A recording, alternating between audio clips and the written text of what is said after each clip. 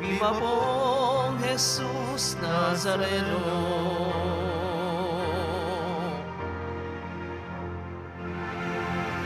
Sa ngalan ng Ama at ng Anak at ng Espiritu Santo, Amen. ang pagpapala ng ating Panginoong Hesukristo, ang pag-ibig ng Diyos Ama, at ang pakikipagkaisa ng Espiritu Santo, naway sumainyong lahat. At sumaiyo rin.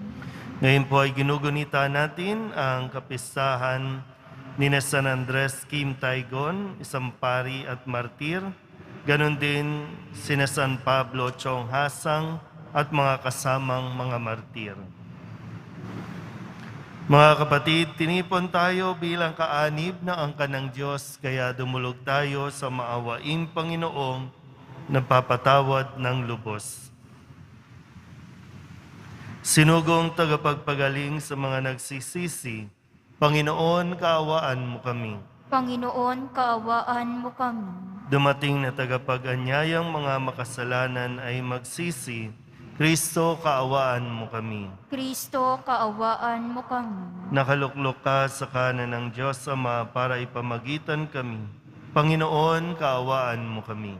Panginoon, kaawaan mo kami. Kaawaan tayo na makapangyarihang Diyos, patawarin tayo sa ating mga kasalanan at patnubayan tayo sa buhay na walang hanggan. Amen. Manalangin tayo. Ama naming makapangyarihan at tagapagligtas ng tanang bansa, iyong tinawag ang mga taga-Korea upang mapaanib sa iyong mga hinirang sa pagsampalataya bilang mga Katoliko sa iyong pagtaguyod, naging mga banal na martir sina San Andres, San Pablo at mga kasamahan na pawang marangal sa pagpapahayag ng katapatan sa iyo. Pakundangan sa kanilang ulirang halimbawa at panalangin. Iyong ipagkaloob na hanggang kamatayan, kami ay makapanatiling matatag sa pagsunod sa iyong mga utos sa pamamagitan ni Jesucristo, kasama ng Espiritu Santo, magpasawalang hanggan. Amen. Magsiupo na po ang lahat. Ang simula ng aklat ni Esdras. Nang unang taon ng pamamahala ni Haring Ciro ng Persya, nilukuban siya ng Espiritu ng Panginoon. Nangyari ito upang matupad ang kanyang salita sa pamamagitan ni Propeta Jeremias.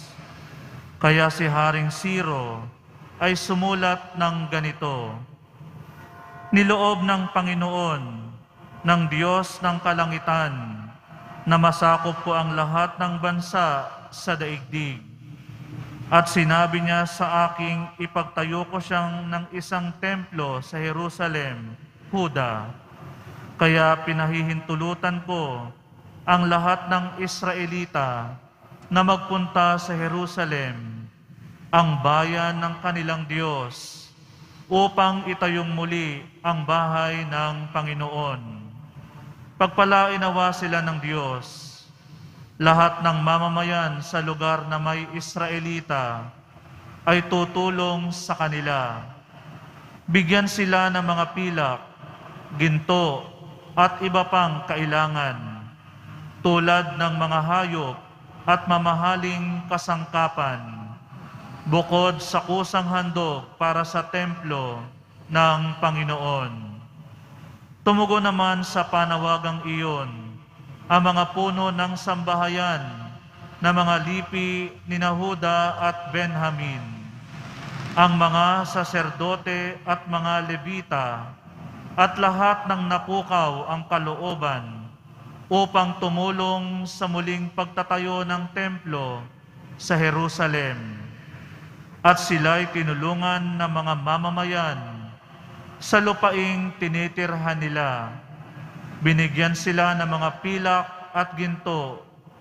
Binigyan din sila ng hayop at mamahaling kasangkapan, bukod sa kusang handog nila. Ang salita ng Diyos. Salamat sa Diyos. Gawa ng Diyos ay dakila, kaya tayo'y natutuwa. Gawa ng Diyos ay dakila, kaya tayo'y natutuwa. Nang lingapin tayo ng Diyos at sa Siyon ay ibalik. Ang nangyaring kasaysayay parang isang panaginip. Lahat tayo ay natuwa, masasayang nagsiawit. Gawa ng Diyos ay dakila, kaya tayo'y natutuwa. Ang sabi ng mga bansang nagmamasid sa paligid, ang ginawa ng Diyos nila ay dakila, anong rikit. Dakila ngang masasabi, pambihira ang ginawa. Kaya naman kami ngayon, kagalakay, di kawasa.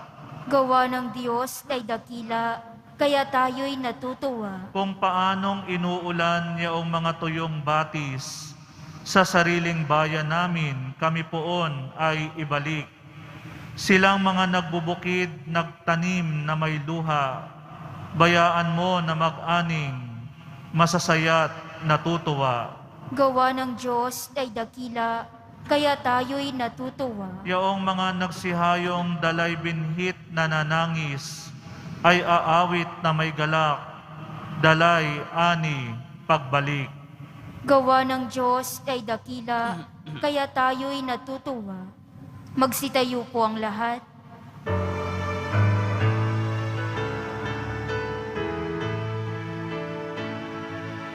Hallelujah,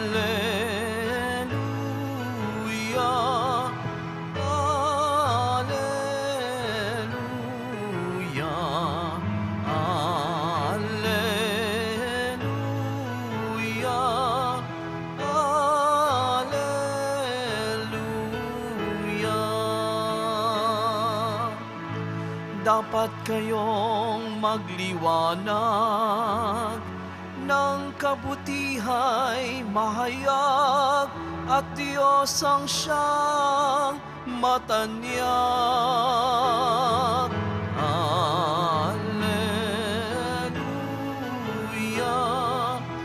Alleluia, Alleluia, Alleluia.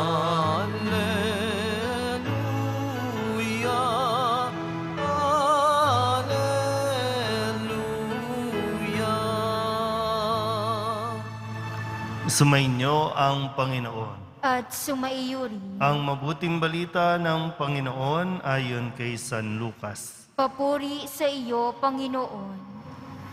Noong panahong iyon, sinabi ni Jesus sa mga tao, walang taong nagsisindi ng ilaw at pagkatapos ay tatakluban ng banga o ilalagay kaya sa ilalim ng higaan. Sa halip, inilalagay ito sa talagang patungan upang makita ng mga pumapasok ang liwanag.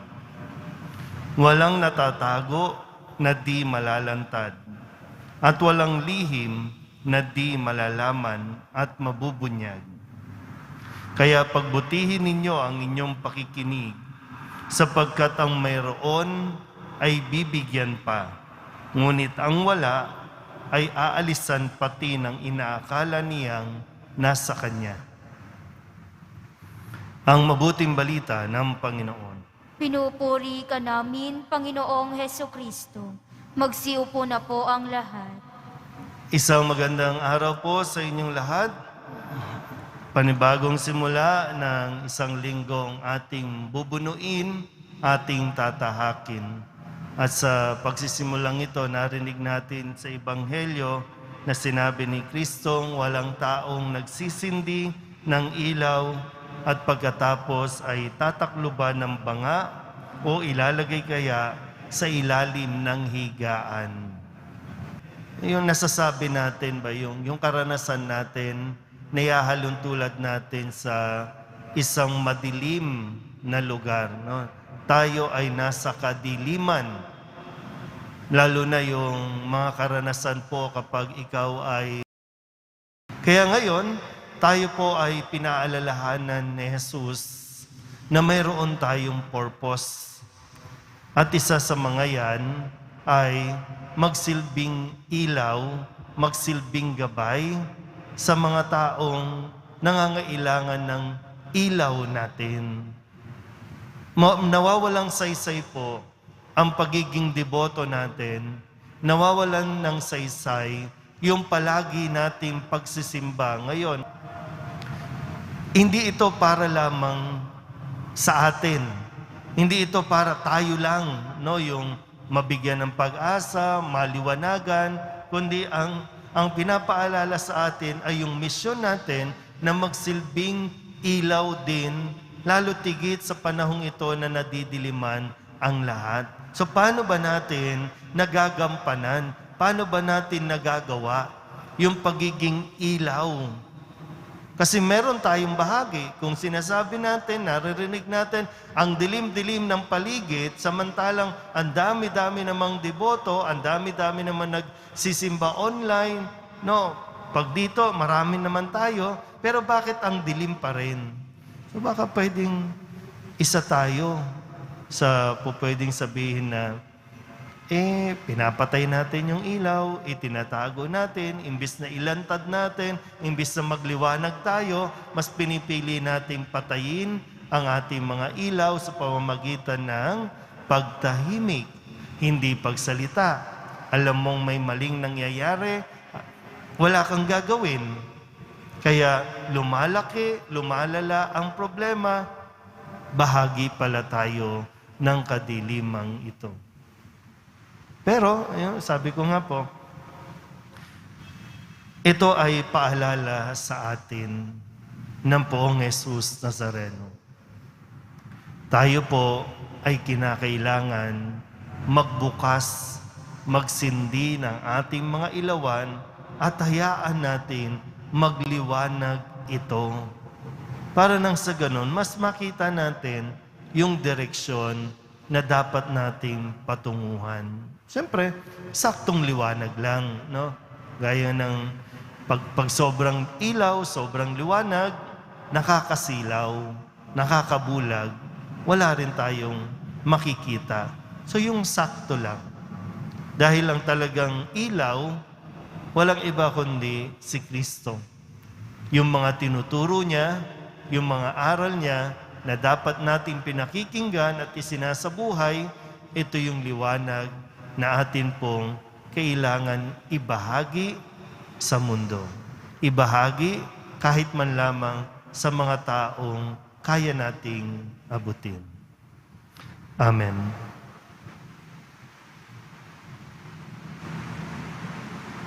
Magsitayo po ang lahat. Minamahal ko mga kapatid, manalangin tayo sa Diyos Ama upang magdulot sa lahat ng pag-asa at kapayapaan ang liwanag ng Kanyang anak na si Jesucristo. Ang ating pong itutugon, luwalhatian ka nawa ng aming buhay, O Panginoon.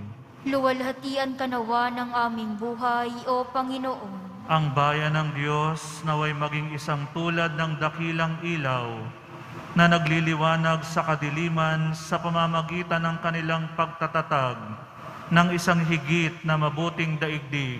Manalangin tayo. Luwalhatian ka nawa ng aming buhay, O Panginoon. Ang mga pinuno ng mga bansa naway makapagdala ng sinag ng pag-asa sa mga nagdurusa sa pamamagitan ng pagbibigay ng katarungan sa mga inaapi at dangal sa bawat tao. Manalangin tayo. Luwalhatian ka nawa ng aming buhay, O Panginoon. Ang mga magulang naway maging tulad ng liwanag sa taluktok ng bundok na gumagabay sa kanilang mga anak sa pag-ibig ng Diyos. Sa pamamagitan ng kanilang huwarang buhay, manalangin tayo. Luwalhatian ka nawa ng aming buhay, O Panginoon. Ang mga may sakit, ang mga nalulumbay, at ang may mga pusong sawi, naway matagpuan ang liwanag ni Kristo sa gitna ng kanilang pagdurusa.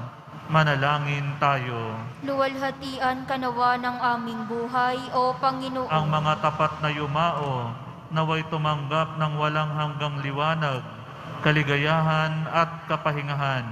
Manalangin tayo. Luwalhatian ka nawa ng aming buhay, O Panginoon. Idulog din natin sa Panginoon ang ating mga personal na kahilingan at mga panalangin para sa ating mga pamilya. Ganon din ang lahat ng mga misang pasasalamat, espesyal na intensyon at mga kaluluwa na hinihiling na ipagdasal sa misang ito.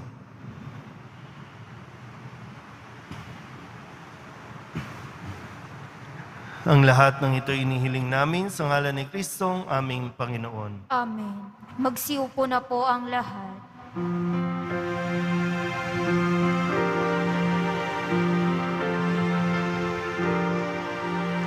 Paghahanda ng alay, nga'y narito po ang alak at tinapay, dala sa altar mo. Anyo'y magiging tunay, dugo mo't katawan, aming tatanggapin ngayon, magbibigay buhay. Magsitayo po ang lahat. Manalangin kayo mga kapatid upang paghahain natin ay kalugdan ng Diyos Amang makapangyarihan. Tanggapin nawa ng Panginoon itong paghahain sa iyong mga kamay, sa kapurihan niya at karangalan sa ating kapakinabangan at sa buong sambayanan niyang banal.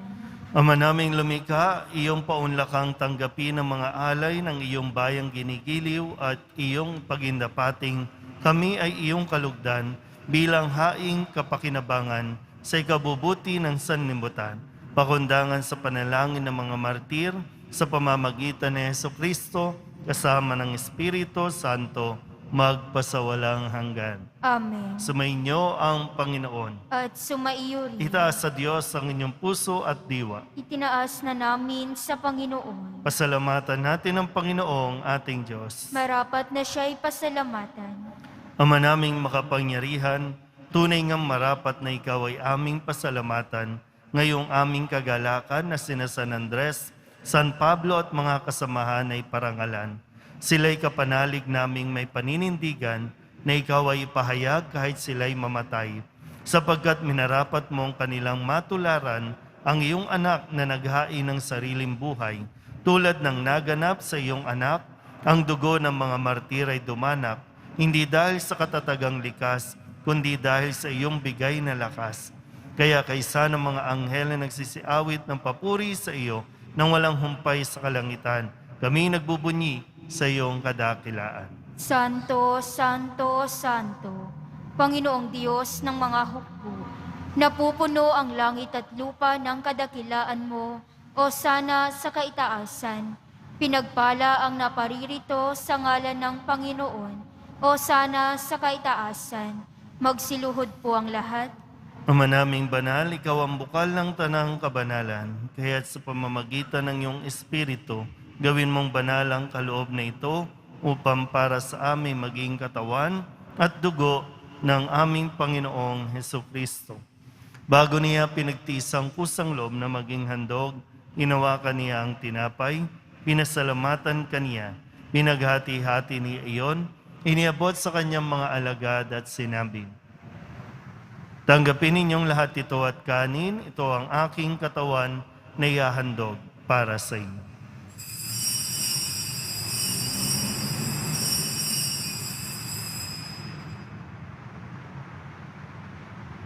Gayun din naman nang matapos ang hapunan, hinawakan niya ang kalis, muli kaniyang pinasalamatan. Iniabot niya ang kalis sa kanyang mga alagad at sinabi, "Tanggapin ninyong lahat ito at inumin. Ito ang kalis ng aking dugo, ng bago at walang hanggang tipan. Ang aking dugo na ibubuhos para sa inyo at para sa lahat, sa ikapagpapatawad ng mga kasalanan. Gawin ninyo ito sa pag-alaala sa akin."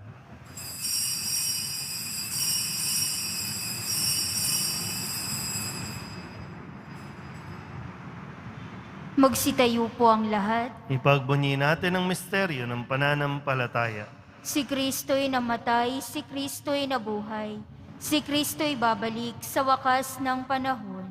Ama, ginagawa namin ngayon ang pag-alaala sa pagkamatay at muling pagkabuhay ng iyong anak, kaya tiniaalay namin sa iyo ang tinapay na nagbibigay buhay at ang kalis na nagkakaloob ng kaligtasan. Kami nagpapasalamat dahil kami iyong minarapat na tumayo sa harap mo para maglingkod sa iyo. Isinasamo namin kami magsasalo-salo sa katawan at dugo ni Kristo ay mabuklod sa pagkakaisa sa pamamagitan ng Espiritu Santo. Ama, lingapin mo ang iyong simbahang laganap sa buong daigdig. Puspusin mo kami sa pag-ibig kaysa ni Francisco na aming Papa at ni Jose na aming Obispo at ng Tanang Kaparian. Alalahanin mo rin ang mga kapatid naming nahimlay na may pag-asang sila'y muling mabubuhay, gayon din ang lahat ng mga pumanaw. Kawaan mo sila at patuloyin sa iyong kaliwanagan. Kawaan mo at pagintapating kaming lahat na makasalo sa iyong buhay na walang wakas. Kaysa ng mahal na Birhen Maria na Ina ng Diyos, ng kabiyak ng puso niyang sa San Jose, kaysa ng mga apostol at ng lahat ng mga banal, na namuhay dito sa daigdig ng kalugod-lugod sa iyo, may pagdiwang nawa namin ng papupuri sa ikararangal mo sa pamamagitan ng iyong anak na aming Panginoong Heso Kristo. Sa pamamagitan ni Kristo, kasama niya at sa Kanya, ang lahat ng parangal at papuri ay sa iyo, Diyos amang makapangyarihan, kasama ng Espiritu Santo, magpasawalang hanggan. Amen, amen, amen, amen.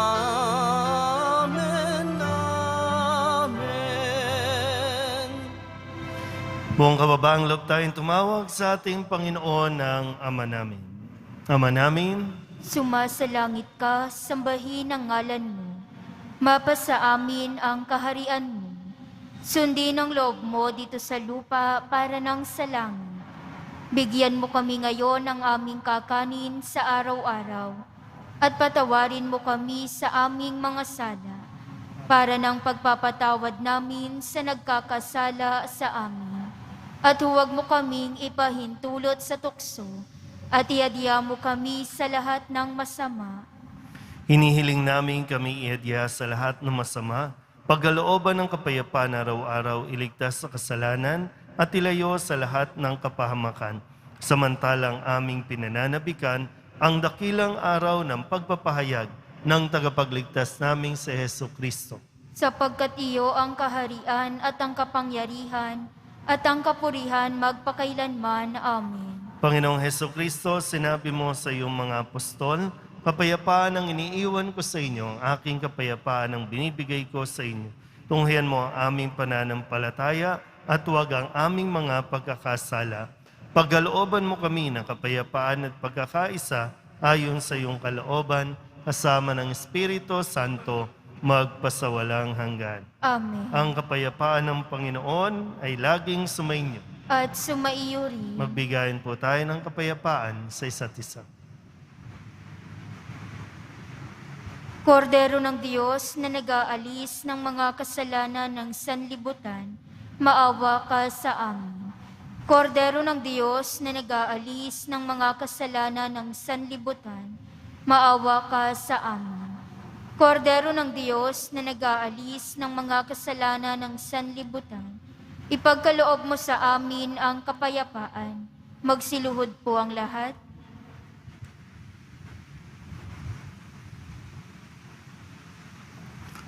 Ito ang kordero ng Diyos.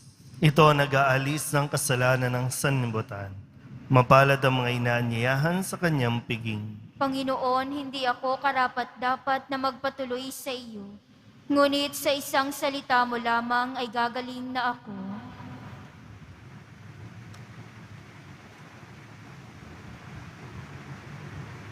Katawan ni Kristo, Amen.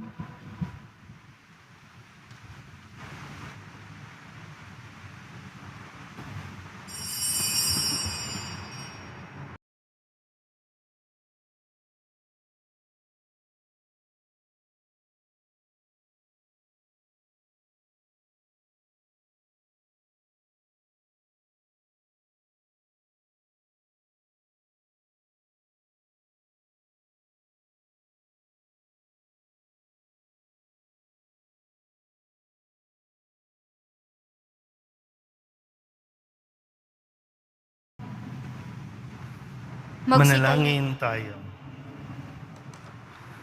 Ama naming mapagmahal, kami ay iyong binigyan ng lakas ng dulot ng banal na salo-salo. Sa paggunita namin sa mga banal na martir, hinihiling namin kami ay iyong pamalagiin sa matapat na pagsampalataya sa iyong anak, sa pagmamalasakit sa kaligtasan ng lahat, bilang mga kaanib ng iyong simbahan sa pamamagitan ni Jesucristo, kasama ng Espiritu Santo, magpasawalang hanggan. Amen. Mahal na pong Jesus Nazareno, inihayag mo sa pamamagitan ng krus ang walang maliw na pag-ibig ng Diyos sa sangkatauhan. Pakinggan mo ang kahilingan ng iyong angkan na nagsusumamo sa iyo. Makamtanawa nila ang iyong katugunan at tanggapin ang kasagutan ng may utang na loob na tinatanaw. Basbasan din po ninyo mga dala-dala nilang mga imahin at dasalan. Sa pamamagitan ng bendisyon na ito, naway maalala nila ang mga pangako nila noon sa binyag, na ikaw ang kanilang iibigin at paglilingkuran bilang Panginoon, magpasawalang hanggan. Amen. At pagpalain kayo ng makapangyarihang Diyos, Ama at Anak, at Espiritu Santo. Amen. Umayo kayong taglay ang kapayapaan ng poong Jesus Nazareno. Salamat sa Diyos. Magandang umaga po.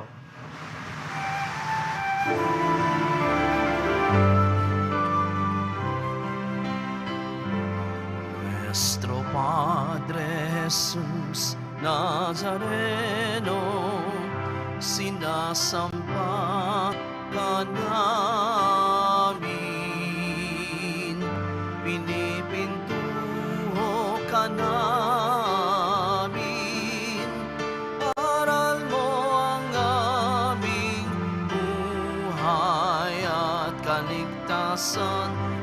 Nuestro Padre Jesús Nazareno, iligtas mo kami sa kasalanan.